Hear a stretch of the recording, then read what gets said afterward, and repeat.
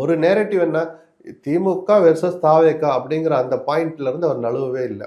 அதை சொல்ல வருகிற போதுதான் தமிழ்நாடு என்ன, நான் தான் தமிழ்நாடு, தமிழ்நாடுன்னா விஜய்ங்கிறதெல்லாம் நான் திருப்பி சொல்றேன், அது திமிர் பேச்சு. இது வெள்ளந்தியான பேச்சு இல்லை, திட்டமிட்ட திமிர் பேச்சு. அது ஏன் பின்னாடி தமிழ்நாடு இருக்குன்னு சொல்லுங்க, அது தன்னம்பிக்கையான விஷயம். அது நான் தான் தமிழ்நாடுங்கிறது திமிர். அது ஒரு ஸ்ட்ராட்டஜியா கூட இருக்கு. ஸ்ட்ராட்டஜினா அந்த ஸ்ட்ராட்டஜி கொண்டு குப்பையில போடுங்க. தமிழ்நாட்டு மக்கள் யாருமே அதை ஏற்க மாட்டாங்க. அந்த வார்த்தையே திமிரான வார்த்தைங்க. நான் தான் தமிழ்நாடுன்னா ஆணவம் இல்லையா?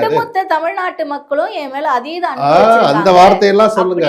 அதையெல்லாம் சொல்றதுக்கு நான் என் பின்னால் தமிழ்நாடு இருக்குன்னு சொல்லுங்க, தப்பு இல்லைங்கிற ரெண்டு வார்த்தைக்குரிய வித்தியாசத்தை ஒரு பத்திரிகையாளரா ஊடகவியலாளர் நீங்க முதல்ல புரிஞ்சுக்கோங்க.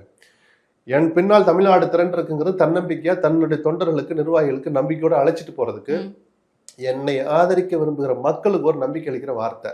நான் தான் தமிழ்நாடுங்கிறது ஆணவம். தமிழ்நாடுனா விஜய், விஜய் தான். இதைத்தான் நான் திருப்பி இதை ஒரு சொல்லி பாருங்க, உங்களுக்கே கூசலையா? அப்படி சொல்ற தகுதி உரிமை உங்களுக்கு எனக்கு இருக்கு. ஒரு கண்ணாடி வேணும்னு சொல்லி பாருங்களேன், அபர்ணா தான் தமிழ்நாடு, தமிழ்நாடுன்னா அபர்ணா தான் கேட்கும் போதே கூசலையா? நான் நக்கல் பண்ணல, கொஞ்சம் யோசிச்சு பாருங்க. பொது வெளியில் நீங்க இப்படி வார்த்தையை சொல்றீங்க, இது வெறும் சரி ரைட்டு. அந்த இடத்துக்கு அவர் வந்துட்டார். ஜெயலலிதா ஸ்டாலின் கூட அந்த வார்த்தையை சொன்னதில்லை, கலைஞர் எம்ஜிஆர் கூட அப்படி சொன்னதில்லை. நான் தான் தமிழ்நாடு, தமிழ்நாடு தான் நான்.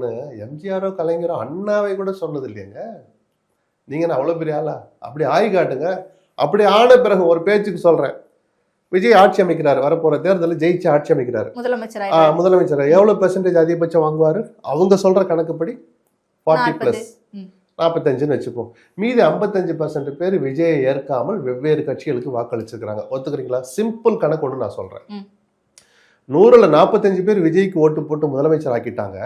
55 பேர் அவர் முதலமைச்சர் ஆவதை விரும்பவில்லை, வெற்றி பெறுவதை கூட விரும்பவில்லை. ஒத்துக்கிறீங்களா? இப்ப விஜய்னா தமிழ்நாடு, தமிழ்நாடுனா விஜய்ங்கிறது எவ்வளவு பெரிய மோசடியான வார்த்தை. அந்த 55 பேர் தமிழர்கள் இல்லையா? தமிழ்நாட்டை சேர்ந்தவங்க இல்லையா? நான் சொல்ற சிம்பிள் லாஜிக் புரியுதா? அரித்மேட்டிக் படியே தப்பு அந்த வாதம்.